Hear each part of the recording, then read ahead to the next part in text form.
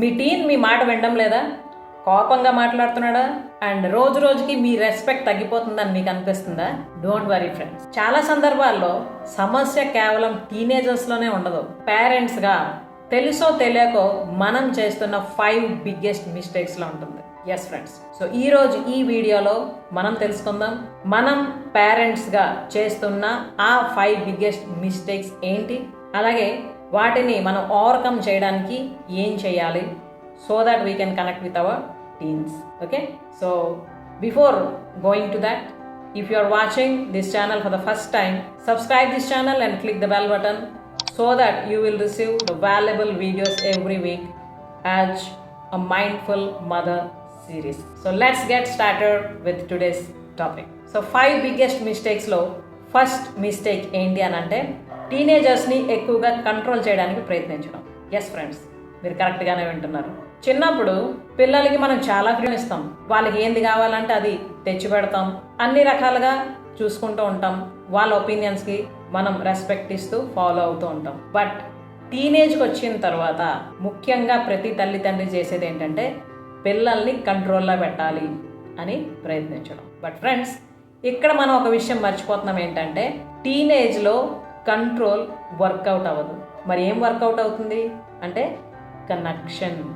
Okay, so ఈ విషయం మనకి సరైన అవగాహన లేకపోవడం వల్ల మనం పిల్లలతో ఎలా కనెక్ట్ అవ్వాలో దానికోసం ప్రయత్నించకుండా కేవలం కంట్రోల్ చేస్తూ ఉండడం వల్ల డిస్టెన్స్ అన్నది పెరిగిపోతూ ఉంటుంది ఇటు తల్లిదండ్రులు అండ్ టీనేజర్స్ మధ్యలో. So this is the first and foremost biggest mistake, ఎక్కువగా కంట్రోల్ చేయడానికి ప్రయత్నించడం. సో సెకండ్ మిస్టేక్ ఏంటి అని అంటే ఎక్కువగా లెక్చర్స్ ఇస్తూ ఉండడం. ఎస్ ఫ్రెండ్స్, మీరు అబ్జర్వ్ చేయండి, మీ టీనేజర్ ఇంట్లో ఎంత సమయం అయితే ఉంటున్నాడో మీరు ఎంతసేపు వాళ్ళకి లెక్చర్ ఇస్తూ ఉంటుంటారు. దిస్ ఈజ్ సో కామన్ కదా ఇన్ ఎవ్రీ హోమ్. అంటే పిల్లలు మనకి కనిపించారు లేదా దొరికారు ఇంట్లో కొంత సమయం అనగానే వీ స్టార్ట్ లెక్చరింగ్ దమ్. నువ్వు ఇది చేయి, అది చేయొద్దు, ఇది మంచిది, అది చెడు. ఓకే, ఇలా మనం ప్రతి విషయానికి కూడా వాళ్ళకి లెక్చర్ ఇవ్వడానికే సిద్ధం అయిపోతూ ఉంటుంటాం. బట్ ఫ్రెండ్స్, ఇక్కడ మనం తెలుసుకోవాల్సింది ఏంటంటే మనం ఒకే విషయాన్ని పదే పదే రిపీట్ చేస్తూ ఉండడం వల్ల ఎటువంటి లాభం ఉండదు. బట్ తక్కువ మాటలతో సరైన విధంగా వాళ్ళని ఆలోచింపజేసేటట్టు కానీ మనం మాట్లాడితే అప్పుడు వాళ్ళు దాన్ని అర్థం చేసుకుంటారు, ఫాలో అవుతారు. బట్ అంత పేషెన్స్ మనకు ఉంటుందా, ఆర్ ఆ విధంగా మనం ఆలోచిస్తున్నామా అన్నది ప్రతి ఒక్కరం కూడా చెక్ చేసుకోవాలి as a parent. Okay, and the third biggest mistake వచ్చి కంపేర్ చేయడం. ఎస్ ఫ్రెండ్స్, స్కూల్లో ఫ్రెండ్స్తో ఆర్ పియర్ గ్రూప్తో ఈవెన్ సిబ్లింగ్స్తో కూడా మనం కంపేర్ చేస్తూ ఉంటాం. అండ్ రిలేటివ్స్లో ఎవరైతే ఉంటారో సేమ్ ఏజ్లో ఉన్న వాళ్ళతో కూడా కంపేర్ చేస్తూ ఉంటుంటాం. ఇటు ఎడ్యుకేషన్ పరంగా, పర్సనల్ డెవలప్మెంట్ పరంగా, హ్యాబిట్స్ పరంగా అన్నింటిలో కూడా కంపేర్ చేస్తూ ఉంటాం. ఫలానా వాళ్ళు చూడు ఎలా చదువుతున్నారో, ఫలానా వాళ్ళు చూడు ఆ ర్యాంక్ వచ్చింది, వీళ్ళు ఇలా యాక్టివ్గా ఉంటున్నారు, వాళ్ళ యాక్టివిటీస్ చేస్తున్నారు, నువ్వేమీ చేయడం లేదు, ఇలా మనం చెప్పడానికి ప్రయత్నిస్తూ ఉంటుంటాం. అయితే మనం మంచి ఉద్దేశంతోనే అవన్నీ చెప్పడానికి ప్రయత్నిస్తూ ఉంటుంటాం.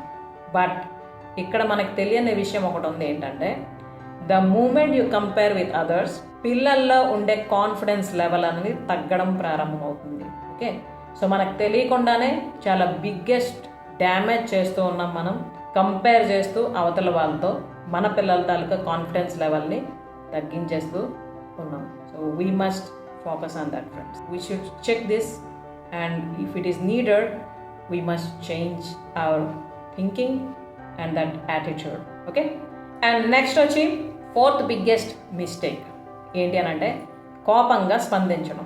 ఎస్ ఫ్రెండ్స్, టీనేజ్లో ఉన్న పిల్లలు మనకి ఏదైనా చెప్పడానికి ప్రయత్నించినా, అడగడానికి ప్రయత్నించినా ఇమీడియట్గా పేరెంట్స్ రియాక్షన్ ఏంటి అని అంటే కోపంగా రియాక్ట్ అవ్వడం.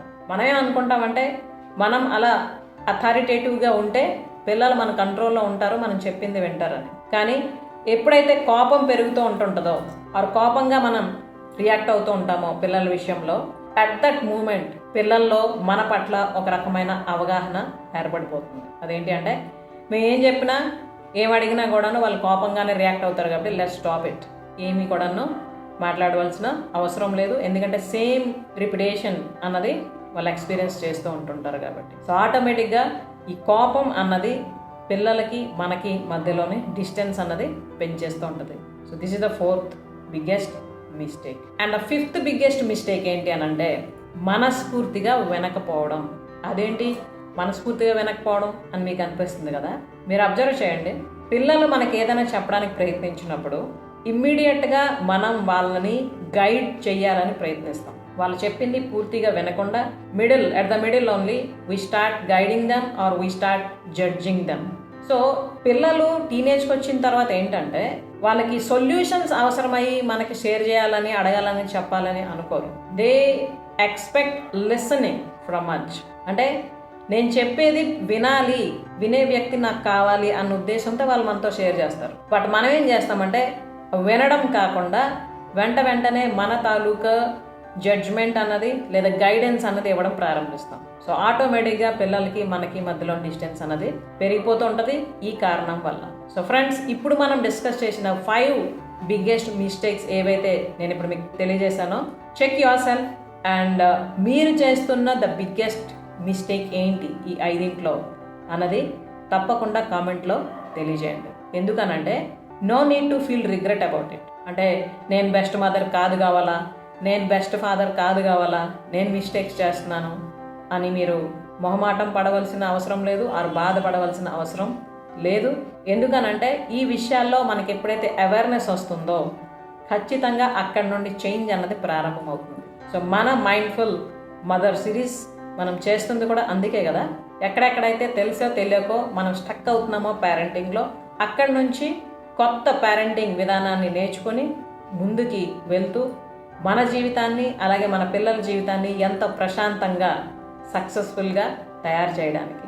So as it is a part of our regular practice, let us do this activity. Okay, and yes, next week మనం తెలుసుకుందాం మరొక ముఖ్యమైన అంశాన్ని. అదేంటి అని అంటే అసలు టీనేజర్స్ ఎందుకు పేరెంట్స్తో ఏది షేర్ చేయరు. ఎస్ ఫ్రెండ్స్, ఎందుకంటే నా దగ్గరికి రీచ్ అయిన చాలామంది పేరెంట్స్ నాకు చెప్తూ ఉంటుంటారు ఏంటంటే, మ్యామ్ చిన్నప్పుడు అన్ని విషయాలు అడిగేవారు, చెప్పేవారు, బట్ టీనేజ్కి వచ్చిన తర్వాత చాలా విషయాల్ని దాచేస్తూ ఉన్నారు. వాళ్ళు అసలు ఏమవుతుందో, వాళ్ళ లైఫ్లో ఏం చేస్తున్నారో, ఏం ఆలోచిస్తున్నారో మాకేం అర్థం కావడం లేదు, ఒక రకమైన ఫియర్ కలుగుతోంది మాకు అని తెలియజేస్తూ ఉంటుంటారు. సో ఈ విషయాన్నే మనం ఫోకస్ చేస్తూ నెక్స్ట్ వీడియోలో మళ్ళీ కలుద్దాం. టీనేజర్స్ అసలు ఎందుకు మనతో ఏది షేర్ చేసుకోవడానికి ముందుకు రారు అన్నది తెలుసుకుంటే మనం ఎక్కడ ఎటువంటి మార్పులు తెచ్చుకోవాలో అది కూడా తెలుస్తుంది. So that we can reconnect with our teens again and lead a lovable life. So thank you very much for watching and keep on learning and add wonderful value to your parenting. కలుద్దాం మళ్ళీ next వీడియోలో. Thank you. నమస్తే.